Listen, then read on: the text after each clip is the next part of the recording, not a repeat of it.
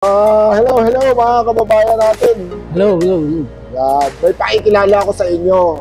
Ito yung isang residente at matagal nagtambay dito. Kaya pre, pre, pakilala ka si Parang Diego. Pakilala ka tol. Ako si Arthur. Arthur at yun ang pakalan. Ngayon, Mga ilang taon ka na dito? ano na ako, mga mahigit 40 years na ako rito sa Hong Kong. 40 years? Yeah. Bigas ka ba sa atin sa Pilipinas na rin? Pasay, Manila. Manila. Ha? Paano ka nag-residente dito pre? Nag-tour lang ako, pumasok dito. Ano ka ba? Yung Musician ako. musician. Nag-tour na ako dito. Anong hawak mo sa... Gitarista ako, gitara. Ito pala si parang Arthur, gitarista. So, mga, anong 80s? Yeah. So, buhat nun, naging residente ka dahil Brita. Ano pa yung immigration? Dahil British pa nun eh. Oo. Yeah. Ano siya, yun. Alam nyo ba, kaya ako ito in-interview si parang Arthur. Ano to eh, na stroke. Ano to? 2004. 2004 na stroke siya. Kwentuhan mo nga kami tungkol ano bang nangyari, bakit ka na stroke o ano? Well, napabayaan ko eh. Ibig ko sabihin, inom dito, kain dito, hindi pala hindi pala ano sa katawan yung ginawa ko.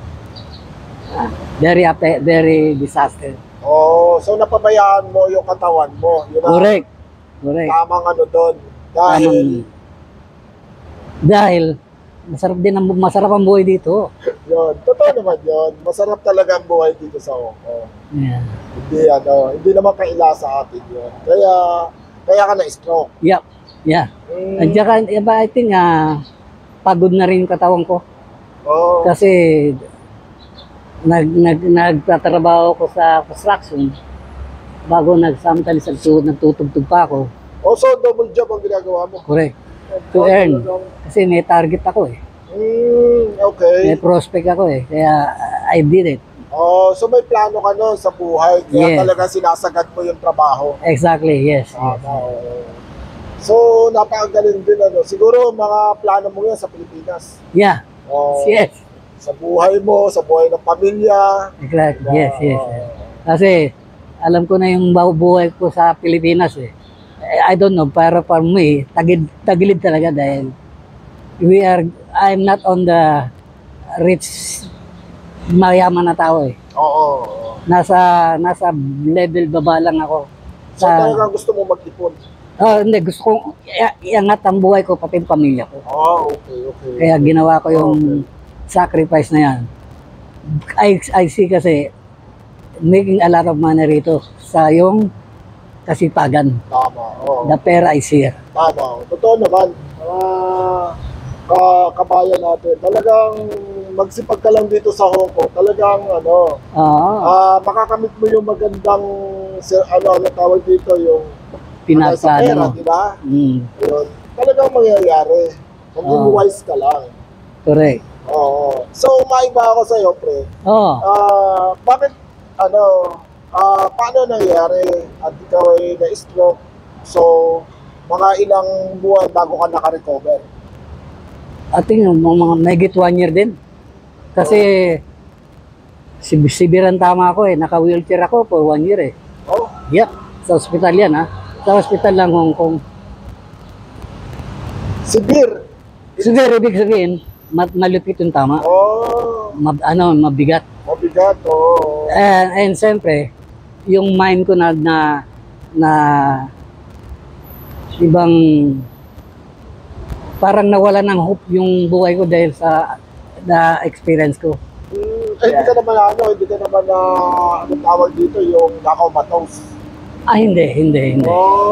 Sabi nga ng doktor eh, naswerte ka pa eh. Sabi sa akin. Sabi ko, bakit? Kasi nakikilala mo pa ako at nalalaman mo yung sinasabi mo. Okay. At sabi ko, bakit? Yung katulad mong ganyan, hindi na. Talaga total paralyzed.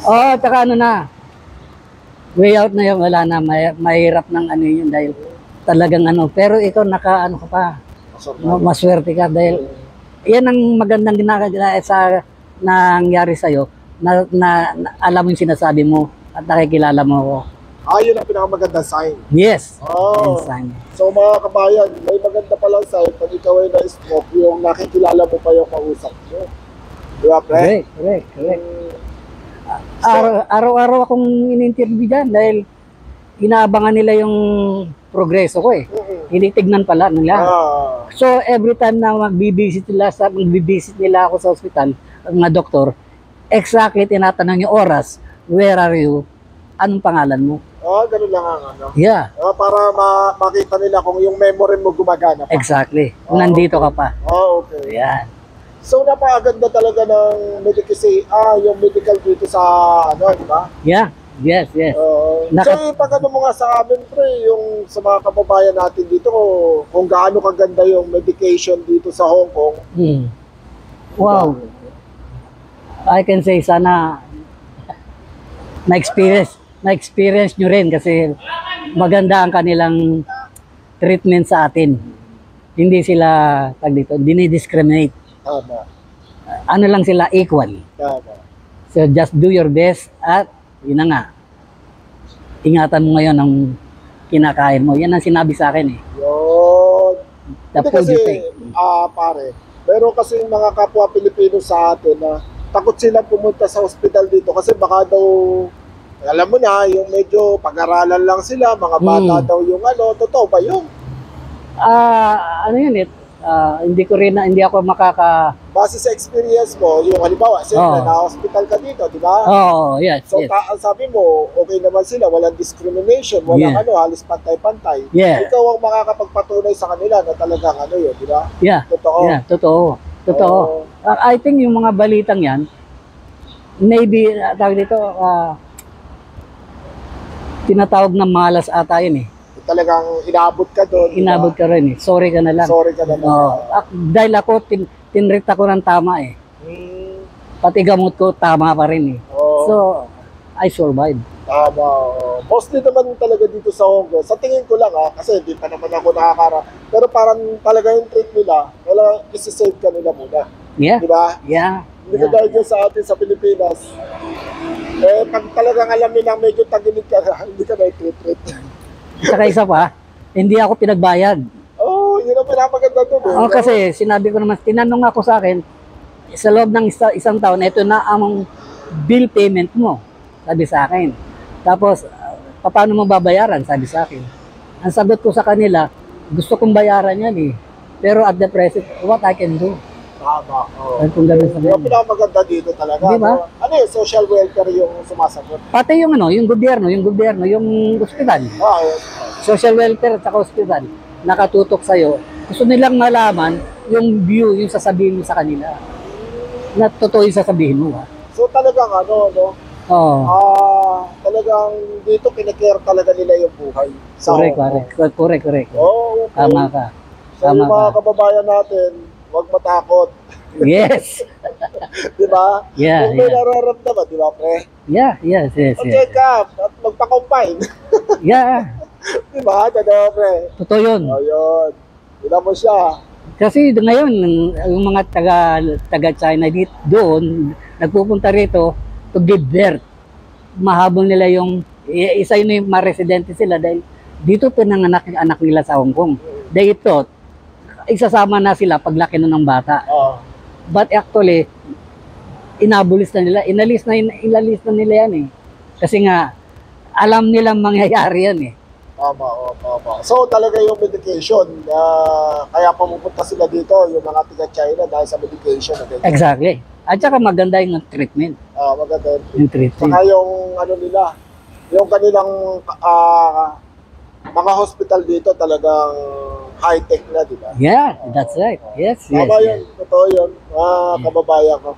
Isa si Boss Diego, yung ating kababayan na talagang naniniwala at niya ngayon na totoo yan.